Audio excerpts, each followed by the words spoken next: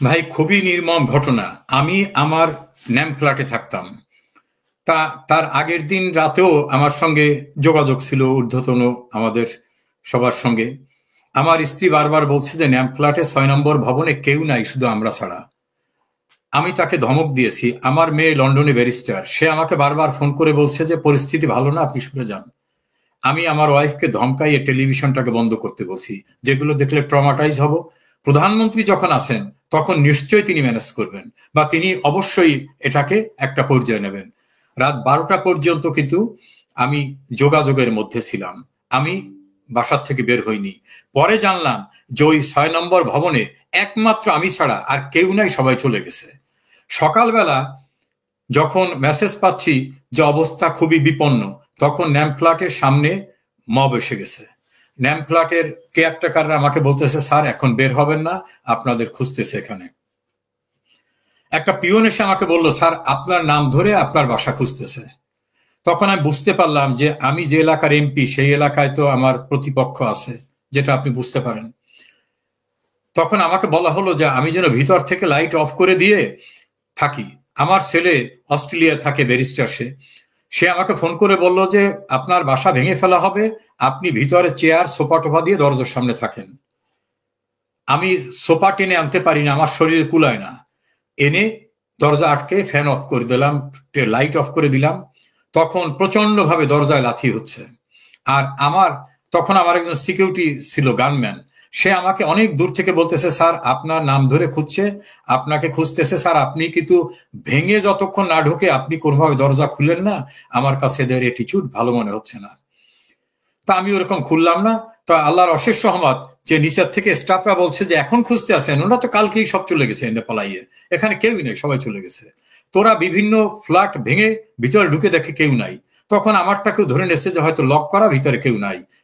এভাবে ওরা যখন উপর থেকে একটু নিচে নামলো, আমাদের ওই লিফট অফ করে দিছিল যারা কর্মচারী, এবং গোটা বিল্ডিং কে তারা ইলেকট্রিসিটি লেস করে দিল, এবং তারা বাইরে শো করলো যে আমরা এখন চলে যাব, স্টাফরা। অর্থাৎ ওরা যাতে বোঝে যে এই বিল্ডিং আর কেউ নাই। এবং আমাকে দূর থেকে আমার গানম্যান বলতেছে, স্যার আপনি সারা রাত থাকতে পারবেন না তো, ওখানে তো লাইটও থাকবে না, এখন ডোর আটকাইয়া মেইন যে গেট, ক্লপসেবল গেট, সেটাও আটকাই, কিন্তু স্টাফরা সব চলে যাচ্ছে। আর তারা এখন আর কারো ফোনও ধরতেছে না। আর যেহেতু মানুষ চতুর্পাশে আছে, ওরা ফোন ধরলে ওরাও অভিযুক্ত হতে পারে, আপনি বেরোয় যেতে পারতেছেন কিনা। তখন আল্লাহ, আমার মনে হয় আল্লাহর কুদরতি শক্তিতে একজন লোক আসলো। সে ছাত্রদের আন্দোলনের সঙ্গে ছিল, আমি তার নামটা তার নিরাপত্তার সাথে বলবো না। আমি নাকি এক সময় অন-11-এর সময় তার স্ত্রী আমার কাছে গেছিল তার মামলা নিয়ে, আমি তাকে সাহায্য করেছিলাম। সেই কৃতজ্ঞতায় সে জানতে পারছে যে এই বিল্ডিং আমি থাকি, সে উপরে আসছে। উপরে আসার পরে সে বারবার ফোন করতেছে, তা আমরা তো ফোন অফ করে রাখছি, ফোন ধরবো না। তখন আমার গানম্যানকে ফোন করছে, সে ফোন পর করা গানম্যান বলছে, স্যার আপনাকে উপকার করছিল এক ভদ্রলোককে, সে উপরে গেছে। তো এখন তো দেখি আমার উপায় নাই। তখন দরজাটা খুললাম। খোলার পরে আমি এবং আমার স্ত্রী সারা শরীর থেকে ঘর্মাক্ত অবস্থা, আমার স্ত্রী তখন বাথরুমের ভিতরে আটকা, এবং আমার ছেলের বউয়ের অর্নামেন্টস থেকে শুরু করে সব বাসার ভিতরে। তো বললো যে আপনাদের ড্রেস চেঞ্জ করেন, কোনো কিছু হাতে নিতে পারবেন না।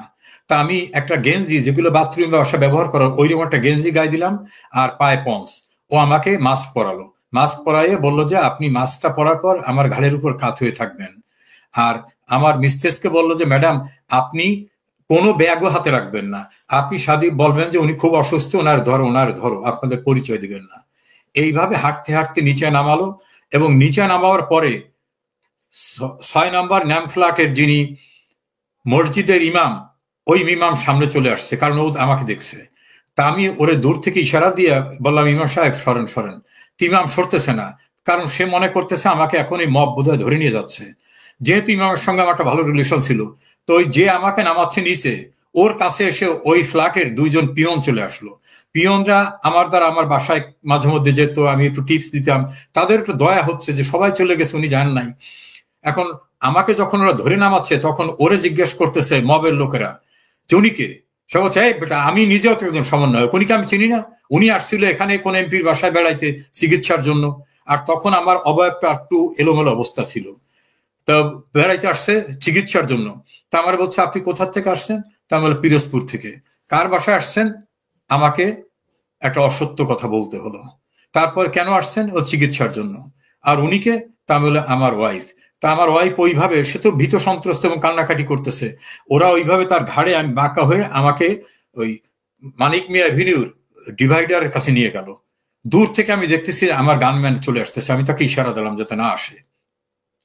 তখন ওই ছেলেদের ভিতরে একটি ছেলে, পরে তার আমি নাম জেনেছি, তার নিরাপত্তার সাথেও নামটা বলবো না, সেও জানতে পারতো না যে আমি ওই লোক। সে বললো যে উনি কোন হসপিটালে যাবে। তো ওই যে সমন্বয়ক ছিল ওই অঞ্চলের, সে বললো যে কোন হসপিটালে আপনার ডাক্তার দেখান। তা মুহূর্তের ভিতরে আমার মনে হলো যে আমরা বলি যে অ্যাপোলো হসপিটালে। তখন একটা সিএনজিতে ধরিয়ে এনে, সিএনজিতে লোক ছিল, নামাইয়ে সেই সিএনজিতে আমাকে উঠে দিয়ে বললো যে ডাইরেক্ট নিয়ে যাবা। তা আমি পথে ওই সিএনজির ভিতরে আমার স্ত্রীর ঘাড়ে মাথা রেখে ওইভাবে যাচ্ছি। আমরা কিন্তু বাসার থেকে কিছু নিয়ে বেরোতে পারিনি, ইভেন মোবাইল ফোন চশমাও নিয়ে বেরোতে পারিনি। আমরা চলে গেলাম অ্যাপোলোতে। অ্যাপোলোতে যাওয়ার পর এখন আমি তো সিএনজি ড্রাইভারকে টাকা দেওয়ার মতো অবস্থা আমার নাই। তো সেখানে যাওয়ার পরে অন্য একটা লোকের সাহায্য নিয়ে আমার পরিবারের এক সদস্য, একটি মেয়ে, তার সঙ্গে যোগাযোগ করলাম। যোগাযোগ করার পর সে দূর থেকে ক্যাজুয়াল ড্রেসে চলে আসছে। আসার পর আমাদের খুঁজে পাচ্ছে না, কারণ আমার তো ডিসগাইজে। তারপরে এক পর্যায়ে ওরে দেখার পর আমার ওয়াইফ ওকে ডেকে আনলো।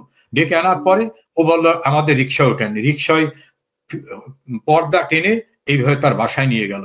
তার বাসায় থাকলাম 1 সপ্তাহ। 1 সপ্তাহ পরে শুনলাম যে এই বাসাটা আমাদের ফ্যামিলির বাসা, এটি অনেকে জানে। সেখান থেকে শিফট হয়ে আর একজন দূরবর্তী আত্মীয়র বাসায় গেলাম। সেই দূরবর্তী আত্মীয়র বাসায় বসুন্ধরা এলাকায়। সেখানে রুমের ভিতর থেকে বাইরে বের হতাম না, ওখানে থাকতাম। হঠাৎ করে একদিন আমার গেটে এসে বারবার, মানে যে ফ্ল্যাটে আমি থাকি সেই ফ্ল্যাটে মানে একজনের বাসায় একটা রুমে থাকি, সেই বাসায় এসে বারবার নক করতেছে এবং দরজা খুলতে বলতেছে। তা ওই বাসার যিনি মালিক, তিনি আমার অনেক দূরের আত্মীয়, আমার সঙ্গে আগে পরিচয় ছিল না। সে এসে বলতেছে যে একটা নাম বলতেছে যে এই নামে একটা লোক আসছে। তা বলে এই নামে ভালো করে শুনে আসুন তো। সে বলে আপনার উপজেলা ছাত্রলীগের সভাপতি তাপস চৌধুরী। তা বলে এই বাসা তো জানার কথা না। তখন আমার স্ত্রীকে বললাম তুমি গেটে যেয়ে দেখো এবং বলো যে আমি এখানে নাই। তা আমার স্ত্রী যে সামনে যে দেখে, ও ঢুকে পড়ছে ভিতরে। তো বলে তাপস কি খবর তোমার? সে বলে ভাইয়ের সঙ্গে কথা বলতে হবে। তোমার ভাই তো এখানে নাই। কারণ না, আমরা টেলিফোনে তার লোকেশন ফাইন্ড আউট করছি, হ্যাকাররা তার লোকেশন ফাইন্ড আউট করছে, আপনি মিথ্যা কথা বলতেছেন, সে রুমের ভিতরে আছে। তখন এই বাসার যিনি মালিক এবং তার বাচ্চারা এবং তার শাশুড়ি বাসায় ছিল, তারা সবাই চিৎকার করে বলছে না উনি বাসায় নেই। বলে আমি ভিতরে যাবো, উনি বাসায় আছেন। এক পর্যায়ে আমার আর কোনো উপায় ছিল না। তখন তারে বলা হলো কেন আসছো? বলে আমি নিজে আসিনি, আমাকে হ্যাকাররা আর প্রশাসনের লোক ধরে নিয়ে আসছে। কি চাই? 12 কোটি টাকা দিতে হবে, না হলে তাকে এখান থেকে নিয়ে যাবে। তো ওই সিচুয়েশনে তো আমার স্ত্রী বলতেছে যে আমরা আছি এখানে অসহায়ের মতো, বাসার থেকে বেরোইছি খালি হাতে, আমরা টাকা দেবো কোথার থেকে? এর ভিতরে আমার ভাইকে খবর দেওয়া হলো। আমার একটা ভাই চাকরি করে ব্যাংকে, ওকে নিয়ে আসা হলো। ও আসার পরে ও বললো যে আমি হাইয়েস্ট 10 লাখ টাকা দিতে পারবো, এর বাইরে আমার টাকা দেওয়ার সামর্থ্য নাই। তারা বলে কিসের 10 লাখ টাকা? এক পর্যায়ে 4 ঘন্টা দেন দরবারের পরে বললো 5 কোটি টাকা দেবেন, তাহলে ওনাকে ছাড়া হবে, না হলে নিয়ে যাবে। আমরা তো তখন বুঝতে বাকি থাকলো না যে এই অপহরণকারী দলের সঙ্গে আমার উপজেলা ছাত্রলীগের সভাপতি, যাকে আমি টাকা দিয়ে বানাইছি, সেই ছেলে টাকার লোভে তাদের সঙ্গে এক হয়ে গেছে এবং আমার উপজেলা এবং আমার জেলার বিএনপি জামাতের কিছু লোকদের সঙ্গে ঐক্যবদ্ধ হয়ে ও এখানে চলে আসছে। তখন একটা পর্যায়ে সবাই কান্নাকাটি করতেছে বাসায়, যারা আশ্রয় দিয়েছে তারাও, আর আমাদের তো টাকা দেওয়ার সামর্থ্য নাই। তখন আমি আমার স্ত্রীকে বলে বিদায় নিলাম যে আমার চেম্বারের জুনিয়র আছে, তাদেরকে বলো তারা যেন কোর্টে যায়, কারণ আমার তো এখন চলে যেতে হবে, উপায় নাই, টাকা দিতে পারতেছি না, এখানে থেকে কি করব। তা আমি নিচে নেমেই বললাম যে আমি থানায় যাব। কোন থানায় নেবা? সে থানায়। কারণ তখন আমার ছেলে বারবার মেসেজ করতেছিল যে আপনি কোনো অপরিচিত লোকের সাথে যাবেন না, প্রয়োজনে থানায় যাবেন, থানায় গেলে অন্তত আপনাকে কোর্টে নেবে। নিচে নামার সঙ্গে সঙ্গে আমাকে জোর করে আবার তারা লিফটের ভিতর ঢুকোচ্ছে, প্রচন্ড শক্তি প্রয়োগ করে লিফটের ভিতর ঢুকোচ্ছে, কারণ আমাকে তারা আটকায় রেখে টাকা আদায় করবে। থানায় তা নেওয়া টার্গেট না। তা আমি বললাম তোমরা না বলছো যে প্রশাসনের লোক আছে, ডিবির লোক, তো তাদেরকে ডাকো, আমি এখান থেকে চলে যাব।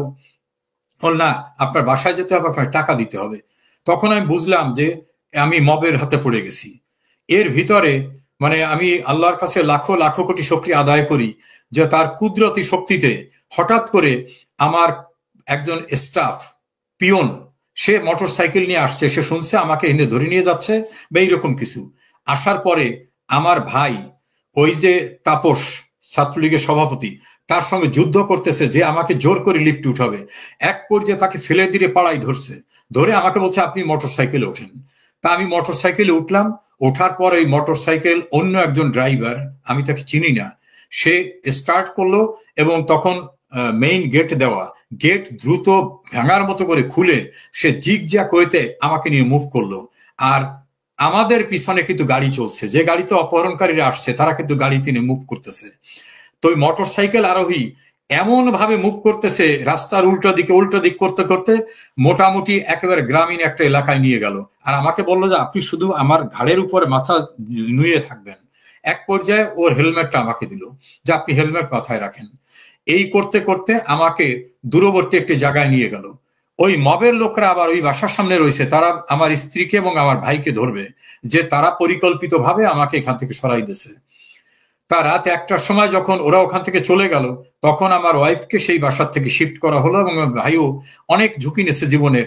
মানে কি বলবো, এই সময় কেউ ঝুঁকি নেয় না, আমার ভাই যে ঝুঁকিটা আমার জন্য নেছেন। তারপর আমার ওয়াইফকে রাতে আর এক বাসায় নিয়ে যাওয়া হলো।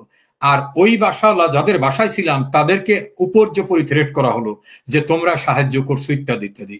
লাকিলি ওই বাসার নিচে সিসিটিভি ছিল। সমস্ত এই যে আমাকে নিয়ে জোর করতেছে, তুলতেছে, হামলা করতেছে, সমস্ত রেকর্ডটা আমরা সংগ্রহ করতে পেরেছি।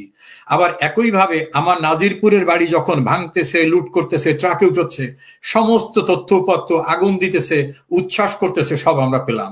সেখান থেকে আমাকে যেখানে নিয়ে যাওয়া হলো 1 রাত সেখানে থাকলাম।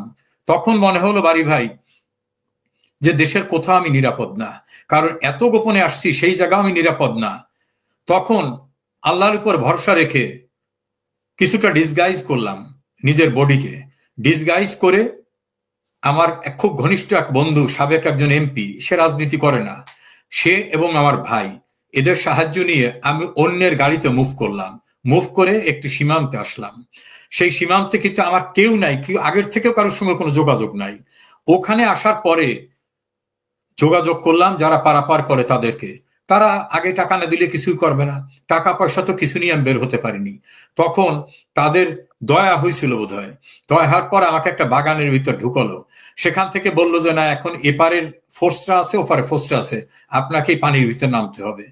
একটা কর্দমাক্ত পুকুরের ভিতরে আমি 2.5 ঘন্টারও বেশি, বলা যেতে পারে 2.5-3 ঘন্টা, আমার গায়ে তখন পানির ভিতরে থাকা খারাপ খারাপ জিনিস লেগে যাচ্ছে। আর আমি যে তার কাটার বেড়া অতিক্রম করছি, আমার শরীর থেকে রক্ত বের হচ্ছে, সারা শরীর ছিঁড়ে ভেঙে গেছে। এই অবস্থায় 3.25 ঘন্টার সময় আমি বর্ডার ক্রস করতে সক্ষম হলাম।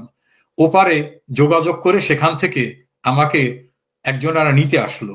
মানে আমাকে যারা বর্ডার পর্যন্ত দিয়ে গেছিল তারা হয়তো কারোর সঙ্গে যোগাযোগ করছে। আমি তখন সারা শরীর আমার কাদা, এই যে পুকুর থেকে, গ্রামের পুকুরের ভিতর থেকে শুকাবার পরে মাছ ধরতে গিয়ে যেরকম কর্দমাক্ত অবস্থা থাকে, সেই অবস্থায় আমি উঠলাম। তখন একটা বাড়িতে গিয়ে তাদের টিউবওয়েলের নিচে আমি বসলাম, সেখানে তাদের লোকরা পানি চেপে দিল। সেখান থেকে একজনের বাসায় নিয়ে যাওয়া হলো। যে বাসায় নেওয়া হলো তারা বললো আপনার মুখে কানে সবখানে তো কাদা। তখন তাদের বাসায়, তিনি বাংলাদেশের একজন একসময় কর্মকর্তা ছিলেন, তার বাসায় সে দেখে অবাক হয়ে গেল যে আপনার চেহারা তো এরকম কোনদিন দেখিনি স্যার। তার বাথরুমে গিয়ে গোসল করলাম, গোসল করে বের হওয়ার পর সে বলছে না, আপনার সারা শরীর তো কাদা রয়ে গেছে, কারণ আমি হাত দিয়ে কাদাও সরাতে পারতেছি না, এমন অবস্থা। তো এখন আমি ওই প্যান্ট পরে বেরোইছি, তখন সে তার একটা লুঙ্গি দিল এবং তার একটা গেঞ্জি দিল। এই লুঙ্গি আর গেঞ্জি পরে তার লিভিং রুমে আসলাম। তখন সে বলল স্যার আপনার সারা মাথায়, কানে, উপরে এখানে কাদা রয়ে গেছে, আপনি আবার গোসল করেন। এইভাবে তার বাসায় বেশ কিছুদিন থেকে আমি তার কৃতজ্ঞতা শেষ করতে পারবো না যে তার পরিবার এবং তার ঝুঁকি নিয়ে সে অনেকদিন তার বাসায় আমাকে রাখছে। সে যে স্থানে দাঁড়ানো, তার বাসায় কোনো বাইরের লোককে রাখার কথা না, সেন্সিটিভ মানুষ। তারপর সেখান থেকে আমি অনেক দূরে এসে আবার একজনের বাড়িতে থাকলাম, বাংলাদেশের এক নাগরিক যারা দিল্লিতে সেটেল হয়েছে, কলকাতায় সেটেল হয়েছে। তার বাসা থেকে তারপর গেলাম কলকাতায়। কলকাতায় যাওয়ার পরে বাংলাদেশ থেকে আত্মীয় স্বজনের সাহায্য নিয়ে সেখানে থেকে কিছুদিন পরে দলের নেতা কর্মীদের সঙ্গে দেখা হলো। তারপরে বাংলাদেশে আমার বোন ভগ্নিপতির একজন কলিগ হিন্দু, সে পরে ইন্ডিয়া চলে গেছে, তার বাড়িতে গিয়ে আশ্রয় নিলাম। তার বারান্দায় মানে যেখানে থাকছি সেসব জায়গায় থাকায় আমরা কোনোদিন অভ্যস্ত না। তারপর কৃতজ্ঞ সেই ভদ্রলোক এবং তার পুত্রবধূ, তার ছেলে, তার পরিবার আমাকে এত আন্তরিকতার সঙ্গে রেখেছেন। তারপর সেখান থেকে গেলাম মূল কলকাতায়। মূল কলকাতায় যাওয়ার পরে ধার উদ্ধার করে ওখানকার গভর্নমেন্টের সঙ্গে যোগাযোগ করে আমার পাসপোর্টে অ্যারাইভাল সিল নিয়ে, এক্সিটের পারমিশন নিয়ে তারপরে সেখান থেকে দেশের বাইরে আসতে সক্ষম হই। আমার কাছে স্বপ্নের মতো মনে হয় যে মৃত্যুর ভিতর থেকে বেঁচে আসছি, এবং প্রতিটা স্তরে মনে হয় যে আল্লাহ তার কুদরতি শক্তি দিয়ে আমাকে প্রতিটি জায়গায় অতিক্রম করিয়ে আনছেন। এরপরে আমার স্ত্রী, সে তো অসহায় অবস্থায়, কারণ ছেলে মেয়ে কেউ দেশে নাই, আমার বাড়ি ঘর সব পুড়িয়ে দেছে। সেও জীবনের অনেক ঝুঁকি নিয়ে, অনেক মানুষের সাহায্য নিয়ে তারপর সেও প্রতিবেশী দেশে আসতে সক্ষম হয়। সেও ঝুঁকির ভিতর থেকে আসে। তাকে নিয়েই আমি প্রতিবেশী দেশ থেকে আর একটা দেশে এসে কোনোভাবে জীবনযাপন করতেছি। সে যে অভিজ্ঞতা, সে অভিজ্ঞতা কল্পনাতীত অভিজ্ঞতা। এমন করুণ অবস্থার ভিতর থেকে নিশ্চিত মৃত্যুর মুখোমুখি হয়ে বেঁচে আছি, আল্লাহর কাছে প্রতি মুহূর্তে শুকরিয়া আদায় করি। অনেক মানুষ আপনাকে চেনেন, জানেন, তারা এখানে মন্তব্য করছেন। সাইফুল হক দিদার বলে একজন লিখেছেন, আল্লাহ আপনাদের বাঁচিয়ে রেখেছেন হয়তো এ দেশের জন্য কিছু করার জন্য, অতএব দেশের জন্য কিছু করবেন ইনশাআল্লাহ। যদি বেঁচে থাকি ইনশাআল্লাহ। আল্লাহ আমাকে অনেক দিয়েছে। আমি একজন প্রতিষ্ঠিত আইনজীবী, আমার আয়ের কোনো কম ছিল না। আমি এমপি হওয়ার আগের বছর আমি একেবারে এক্সাক্ট অ্যামাউন্ট বলতে পারি, 62,58,523 টাকা ট্যাক্স দিয়েছি। আমি ইচ্ছা করলে অনেক বড় বড়দের মতো 5 লাখ টাকা ট্যাক্স দিতে পারতাম। আমি 62.5 লক্ষ টাকা ট্যাক্স দিয়েছি। আমার ছেলে মেয়েরা লেখাপড়া শেষ করেছে আমি এমপি মন্ত্রী হওয়ার বহু পূর্বে। আমার পৈতৃক প্রচুর সম্পত্তি আছে। আমি নিজে আল্লাহ চাহে তো অনেক ভালো কিছু করেছি। কাজে আমার কাছে নতুন করে কিছু পাওয়ার নাই। বাকি জীবনটা আল্লাহ দিয়েছে, মানুষের কল্যাণে আমি নিবেদন করতে চাই নিজেকে। যতক্ষণ বেঁচে থাকি আল্লাহ যেন আমাকে তৌফিক দেয় কোনো মানুষের জন্য ক্ষতি না করি। দেশমাতৃকা এবং মানুষের কল্যাণে যেন আমার যেটুকু সমর্থক থাকে তা নিয়ে যেন কাজ করি। আমিও মানুষের কাছে সেই দোয়া চাই।